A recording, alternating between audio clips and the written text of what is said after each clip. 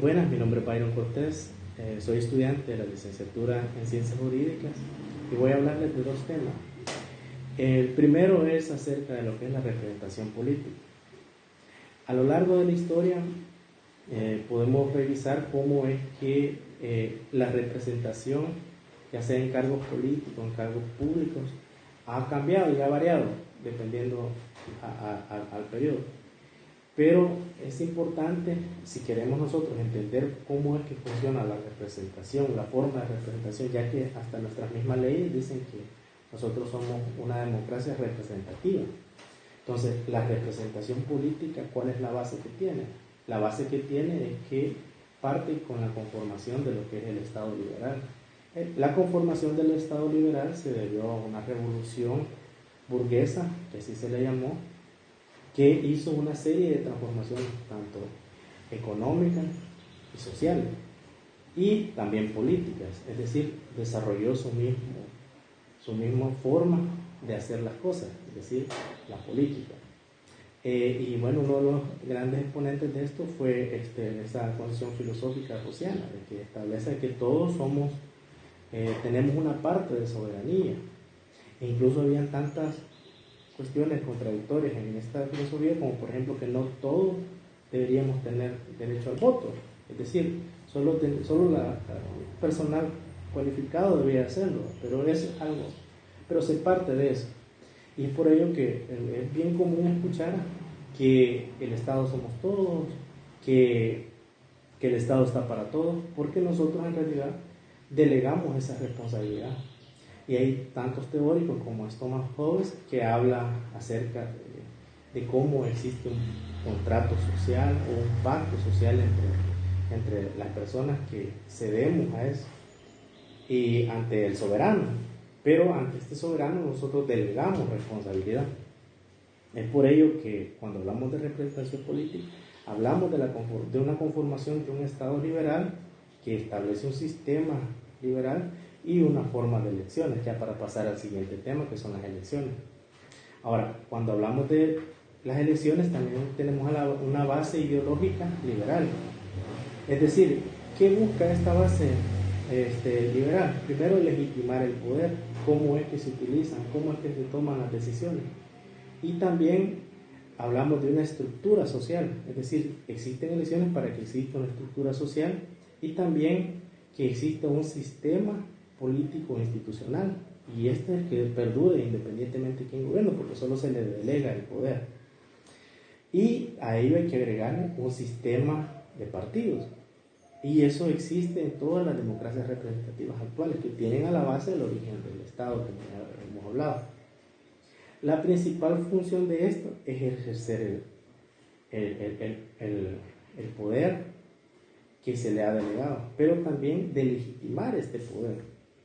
Ahora, cuando nosotros hablamos de esto, también hablamos de un sufragio. El sufragio puede ser, dependiendo cómo sea, ¿no? Si es libre, directo, si es público, etc.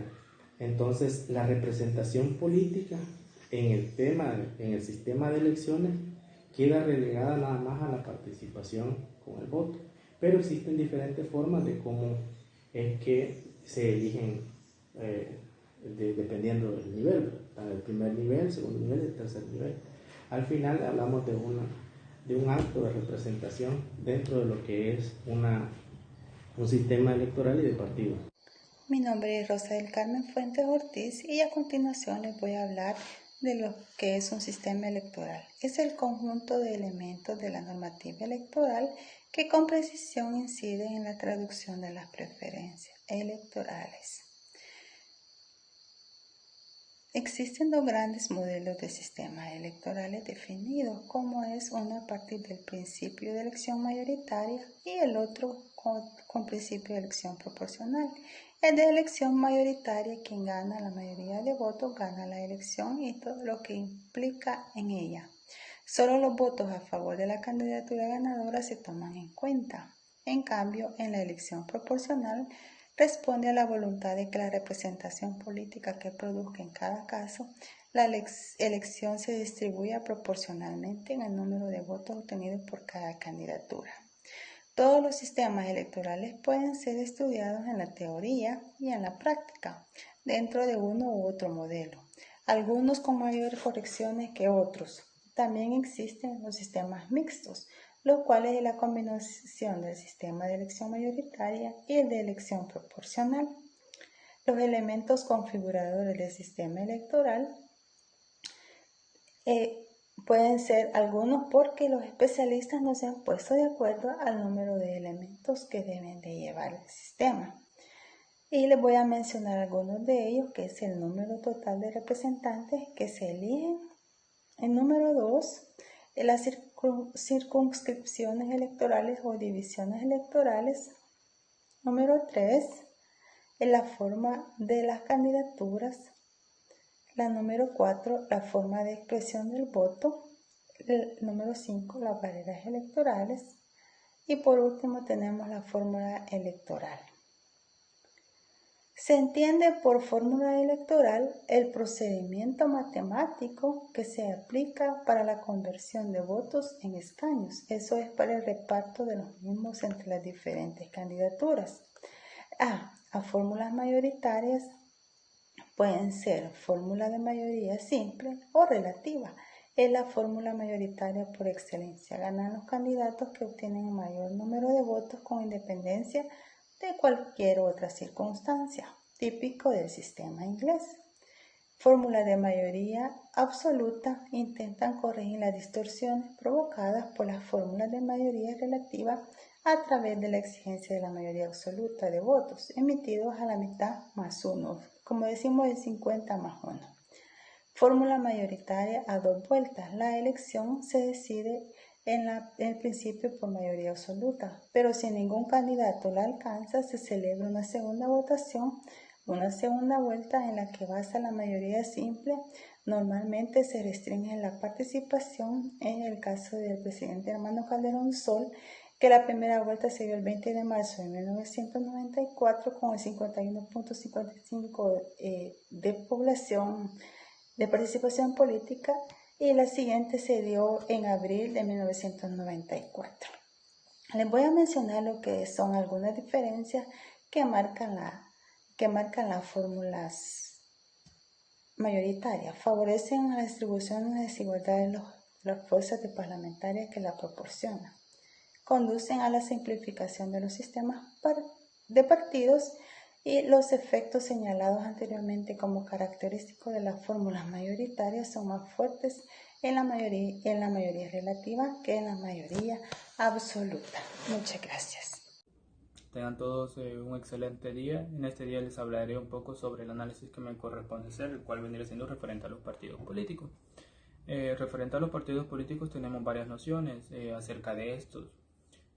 Como por ejemplo la de que esta es una organización duradera, o que esta posee una organización a gran escala aparentemente duradera, o que esta es la voluntad deliberada de sus dirigentes nacionales para ejercer el poder, etc.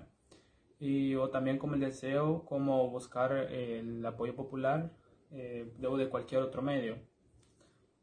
Se dice que esta tiene diferentes rasgos, resaltando dos específicamente, y que esta tiene varias teorías sobre su origen, las cuales se dividen en tres tipos, siendo la primera las teorías institucionales, la segunda sobre la situación histórica como crisis generadora de los partidos, y la tercera la teoría de la modernización. Luego tendremos lo que viene siendo la evolución y topología de esta, sabiendo que la tipología se dice que se puede vincular a su evolución, en lo cual podemos encontrar que sus rasgos definitorios son de que estas tratan de no conseguir adhesiones multitudinarias, sino que de reunir a notables personas con un gran prestigio. Que también su estructura interna es muy flexible y que gozan de gran autonomía. Que las ideologías que defienden sobre el absolutismo liberal aparecen en la época del enfrentamiento entre la aristocracia. También, además de eso, tenemos sobre los partidos políticos y sus diferentes características, las cuales resultan dos, siendo la primera de ellas de que ésta busca un electorado lo más amplio posible, dirigiendo sus esfuerzos más al electorado que a la limitancia. Y como segunda característica de que ésta ofrece programas de agregación sin rigidez doctrinal o ideológica para atraer el máximo de votos, para atraer lo mayor posible de grupos sociales. en lo cual podemos observar diferentes funciones acerca de los partidos políticos, como vendrían siendo la función programática, la cual contribuye a mantener la conciencia y el debate político, asegurando la información de la opinión pública. También tenemos la función del ocultamiento político, la función de la agrupación de los elegidos y las funciones sociales. Tenemos también las funciones institucionales, siendo esta la serie de funciones a las cuales se apegan los partidos políticos. Ahora les hablaré un poco sobre la regulación jurídica acerca de los partidos políticos. Como se sabe al principio, los partidos políticos eran considerados como organizaciones que ponían en peligro los valores liberales, y debido a esto podemos observar 4 etapas relacionadas a los partidos políticos, como la etapa de abierta hostilidad, la etapa de indiferencia, la etapa de legalización de algunos partidistas y partidos políticos, y la incorporación de los partidos a los mecanismos estatales, por lo que debido a esto comienzan a constitucionalizarse los partidos políticos a lo largo de todo el mundo después de la Segunda Guerra Mundial, para que estos comiencen como a ser legalizados a lo largo de todo el mundo. Y se dice que en otros países se distinguen diferentes asociaciones y partidos políticos que gracias a ellos se han promulgado diferentes leyes referentes a los partidos políticos. Ahora les hablaré sobre referente a los sistemas de los partidos políticos. Como bien se sabe, llamamos a un sistema político a un sistema de partidos políticos formados por número de partidos coexistentes, número de tamaño, quienes lo conforman, etc.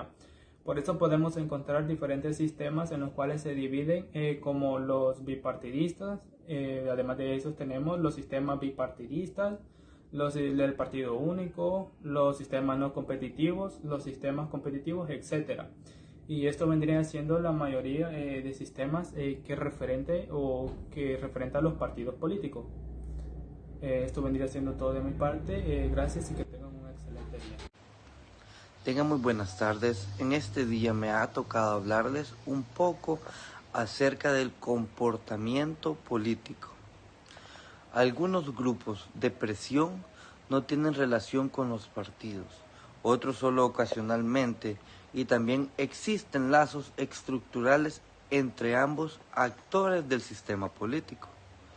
Estos lazos pueden ser de varios tipos: subordinación de los grupos de presión a los partidos, que a veces es reconocida y establecida en los estatutos, la organización femenina o juvenil de un partido, y otras veces no, y el control de los partidos se lleva a cabo mediante personas interpuestas en los órganos de dirección del grupo, como la subordinación del partido a los grupos que tengan interés en él. Uno de los ejemplos más visibles es la que se constituyen por partidos indirectos, como los de un labor en sus primeros decenios, o los partidos conservadores ligados a los patronales. En circunstancias especiales puede darse una cooperación en pie de igualdad entre partidos y grupos de presión, comité anti-OTAN de oposición entre ambas organizaciones, bien de parte del grupo hacia el partido, acordándole de que la beneficia o la viceversa, denunciando las presiones del grupo ya a otras situaciones a tener en cuenta, que son las posibles transformaciones de un partido en fuerza de presión, como la Fuerza Nueva en 1982, o de un grupo de presión en un partido político. Se consideraban que los grupos de presión como elementos que representan demandas sociales a los centros donde se soman las decisiones, como las estructuras que en la sociedad se desarrollan, cumplen la función de articulación de interés. También se han señalado otras numerosas funciones que cumplen, tales como ser una de las instancias del socialismo, la política, y en causa de comunicación política entre los grupos sociales y los gobernantes de una condena de reclutamiento de élites políticos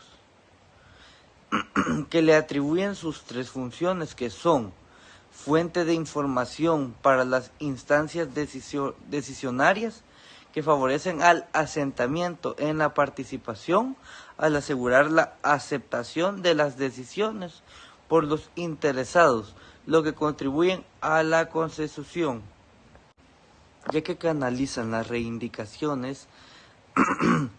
La orden se coincide con el Merton, quien señala que los grupos de presión juegan un papel manifestando de reivindicación y otro latente de integración, en especial los sindicatos. En situaciones de ausencia de partidos políticos, los grupos de presión pueden cumplir funciones que, en condición de normalidad democrática, están encomendados a los partidos políticos, como ser proveedores de personal político, a canales de representación parlamentaria o de oposición política, ya que se habla entonces de los grupos de presión como fuerzas políticas de situación o como sustitutivos de los funcionales de los partidos políticos. Esto ha sido todo de nuestra exposición. Por su atención prestada. Muchas gracias. Feliz tarde.